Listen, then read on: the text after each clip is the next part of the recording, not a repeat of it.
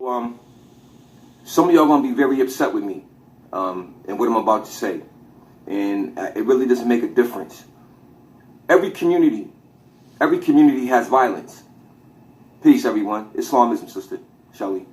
Everybody has violence. All of our communities, we're witnessing the violence, the killing of each other, and so on and so. Now we've discussed these things many times. Tythese are things that we'll consistently have to discuss because they're consistently occurring, and it seems as if we either ignore it or we get some type of amnesia when these things go on. You know what I mean? Because when you ignore something, it just doesn't exist in your reality. In your world, it doesn't exist when you ignore it. That's how we think. If I ignore it, it doesn't exist. The reality is it does. And it's going to come back to hit you. So this is my thing. When these things happen and we post up on Facebook and we discuss it, all I see is amen, amen, amen, amen. God bless, amen, amen, amen, amen, amen. You know what I mean? God gonna work it out. God gonna work it out. God gonna work it out. Let me tell you something. And you're gonna hate me for this. But God ain't gonna work this out. I'm gonna tell you why God ain't gonna work this out. Because God only intervenes when man can't fix the problem. When the problem is above the condition of the thinking things or a thinking being called man, then God, or what you call that force, may intervene. That's called divine intervention. There's no divine intervention for murders in our community. Because see, we are the creation. We are the highest form of the representation of what you may call God, that particular force. So the idea is all of those prayers, God bless, amen, amen. Turn those prayers into action. Become your prayer and get outside and make something happen. Because see, all the prayers ain't going to stop that brother from picking up a gun and go shoot somebody else. You understand what I'm saying? It's conditions and it's things in our community that has to change, and prayer ain't going to do it. We got to clean the community up. There are things that we have to work holistically, and we have to work in different aspects of our community, because you got politics, city and local politics that you have to work out. You got poverty. You got all types of other things that are influencing this particular type of violence. See, everybody talks about the violence. It's nothing but violence in our communities. Yo, it's nothing but poverty in your community. And poverty is the catalyst for all those other things that come along with poverty. Violence is the only one. Violence is only just one of those things that come along with poverty. You understand? So all of the prayers, God help us, all of that, that's a weakness for me. Because what you're saying is that you're scared to get outside and do the work. Indeed, Matthew 10:34. Indeed, we are gods, indeed. But if you are, then be that. You understand? And get outside and do the work. Because see, the prayers ain't going to save the child. The prayers ain't going to save the child. And like my big sister said, you know, the protesting and the marching and all of those things, it don't work no more because it's inside your house also. It's in your household. You got murderers in your house. You got rapists in your house. You got pedophiles in your house. You understand? And that's one of the issues. It's at home too. It's not just happening, you know what I'm saying? It's everywhere. And the thing is that the praying doesn't work. How many prayers have you witnessed people give and somebody dies right while somebody praying? Having a vigil. On one side of town, somebody comes by as you're praying. Somebody come by and shoot the vigil up as you're praying at the vigil. You see? The prayers ain't stopping the bullets. It don't work like that, man. You see what I'm saying? So, you know, you got to know and understand the capabilities of what you have and what you are. You are a thinking thing. You have thought. Thought is a force. You understand what I'm saying? And you need to utilize it. But see, a lot of times we don't know how to think because we haven't been thinking in over 400 years. We've been reacting. So you can't fix this situation in the community. You can't fix it by praying. You got to get out and put some work in. That's what we got to do. We got to remove the liabilities from our community. It sounds bad. But we're dying at a tremendous rate, not only from the system, but from each other. We want peace in our communities. We want to be able to raise our children up in our communities and have love and so on and so forth. It's going to take work. It's going to take work because see, all of the praying, amen, amen, amen, amen. Dear God, help us. God ain't going to help us. Like I'm telling you, God ain't going to help this. Man has to fix this one. God will not intervene in this because man is God. The book of John, the book of Matthew 10:34, the book of Psalms 82:6. You have an authority. You have a power and authority that's on you, and you want to pray. But you are the prayer. That's why you have the power and the authority to change things. There's an anointment put on all of y'all. You just don't live in your anointment. It is what it is. So we got to remove these things from our community. You understand what I'm saying? And it begins with each other. Like I said, you can pray, and a gunshot will still come through. You can be at a site praying, and a gunshot still come through. So we got to put in work. You got to be able to say, such and such shot that boy. You got to be able to deal with justice. You understand what I'm saying? This is not about maintaining and allowing a murderer to go free, to continue to kill somebody else. And because it's your nephew, you're not going to say nothing because it's your nephew and you want to preserve your nephew, but your nephew is a killer. And if you are in your right mind, if you are in your sane mind, you would get your nephew off the street. If you loved your nephew, you would get him off the street, get him some help, or get him put away so he won't hurt or harm anybody else. That's what you would do if you cared about your nephew or about anybody in any of your family who may be doing these things. The ideal is not to preserve them and to enable them to be killers. The ideal is to get them off the street. Straight up. Because one shot makes a whole family suffer. The death of a child makes a whole family suffer. The one who shot the child, family suffers. It's nothing but suffering. So it has to stop. We have to stop being inhumane, and we have to learn how to be humane again. You understand? So with that being stated, I want you to know and put this in your mind. I pray. I'm a prayer. I do make prayers. I pray all the time, but I become my prayers. I become the prayers that I'm praying. I become it. That's how the prayer get answered. You have to be the prayer. I did a whole video on this about prayer and becoming the prayer. And I'm going to give you another example. Your prayers, you have to become the prayer and be that prayer into fruition. Be the message that you bring through that prayer. You want to change your condition, then be your prayers. The great Frederick Douglass said, I tried to get free out of slavery for 20 years. I tried to get free. I prayed and prayed for freedom, and no freedom came. And freedom didn't come until I prayed with my legs. Freedom didn't come until I prayed with my legs. That means he got up and he ran away. See how he became his prayer? That's all I'm saying.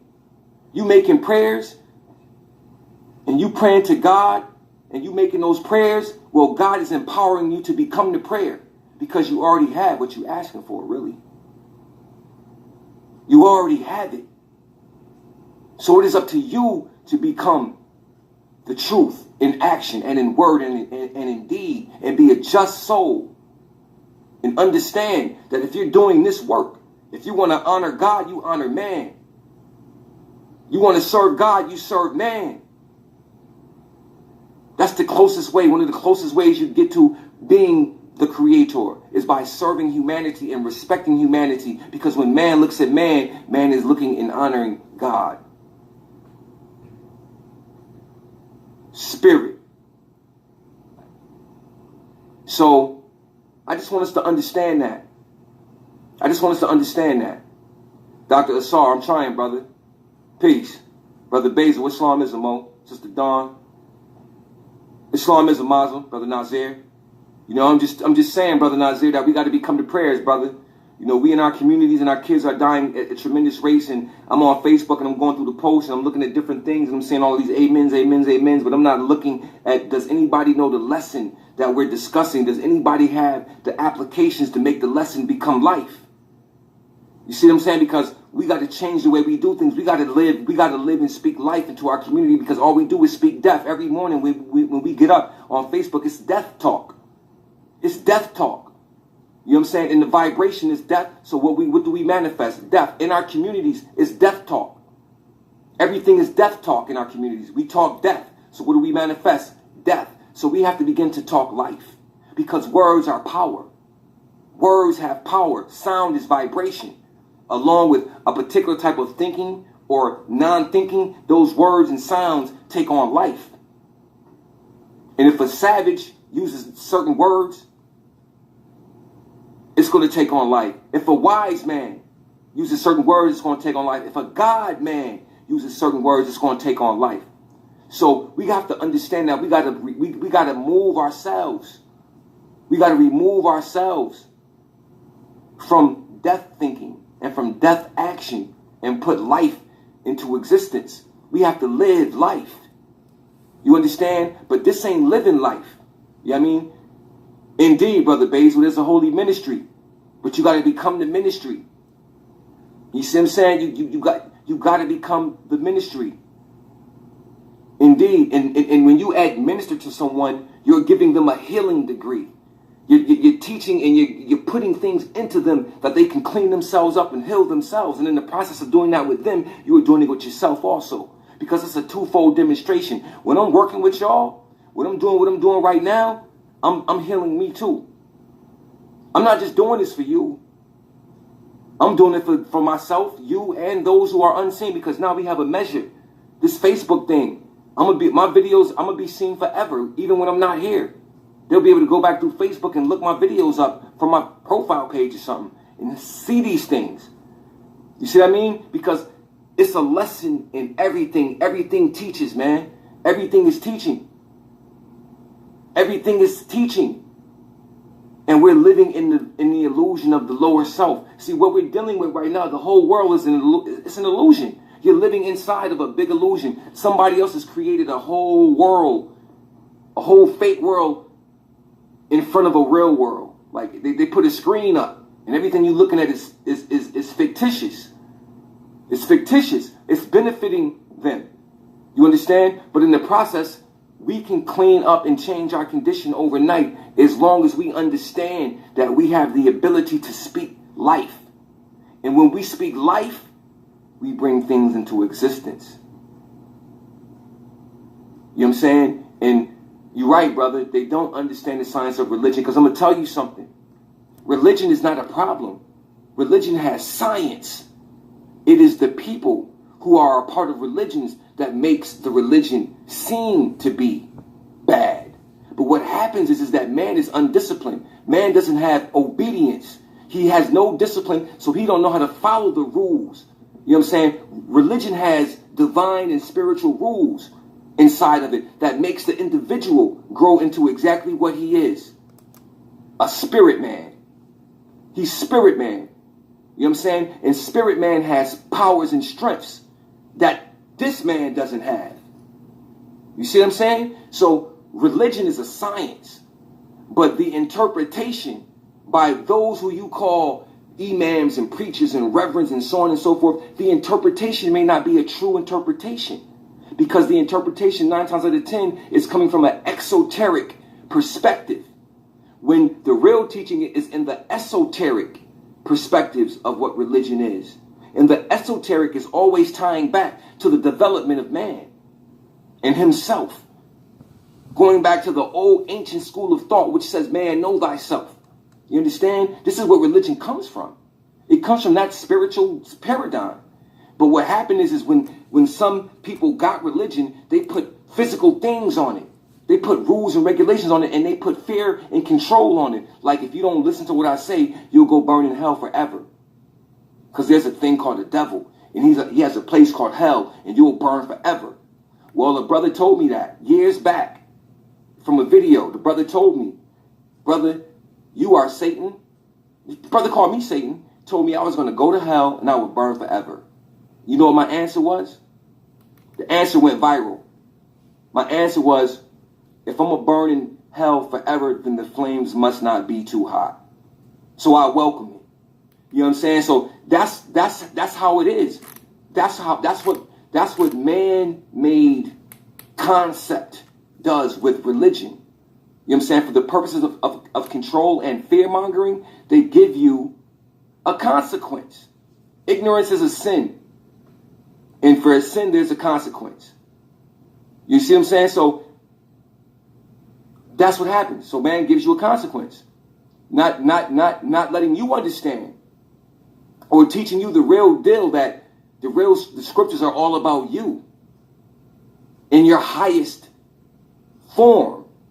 So I don't want to get off track, because I you know me, but you have a duty. You have a duty to your community. You have a duty to the children. You know, I live in the village approach. It takes a village to raise the kids. I live in that approach. That's the approach that I live in. I've always been that type of dude. And this is what we need to be doing outside. We need to go back to that particular paradigm. When you see somebody's child out of order, talk to them. Their mother, you know, but today the kids are having children, and it's hard to talk to a youngster when their mother allows them to do what they do, and will fight you when their child is out of order. They'll fight you over their child being out of order. So it makes it a little hard. You understand what I'm saying? Because sometimes we got to realize that some of us have not been raised with standards due to certain conditions in our community, external factors, and so on and so forth. So there's a way that we have to do these things, and we have to approach. But my thing is this: you got to become your prayers, man. All the praying ain't gonna stop the violence in our community. The prayers ain't gonna do it. You understand? The prayers should empower the person who is praying to become exactly what he's asking for. You say, "Dear Lord, you know, I pray that these streets clean themselves up and that things get better." Well, once you pray that, "Dear Lord, I pray that you strengthen me to help these streets get better, to use me to clean these streets up," or something like that. Why don't you do that? You understand? And instead of putting it on the Creator, put it on yourself, because you are accountable and responsible, and you have the God degree in you. The book of Corinthians told you, "Know ye not that your body is the temple of the living God, and the Most High dwells within thee." This is what your scriptures say, man. Don't get mad at me. This is what your books say. You understand? So you have divine right. You are a divine being. You are Adam and Eve. You are earth and spirit. You are you know what I'm saying? You are Adam and Eve. Real deal, real talk. So with that being stated, I'm just going to call it a day, man. I just wanted to share that with you. You know what I'm saying? And just, you know, just go from there. And I hope that we've learned something from this, man. You know what I mean? Because I don't, you know, it's a lesson in everything. Everything teaches. You know what I'm saying? So, yeah, indeed, Brother Logan. That's it. You got to become it. It's the only way it's going to work. We got to become it, man.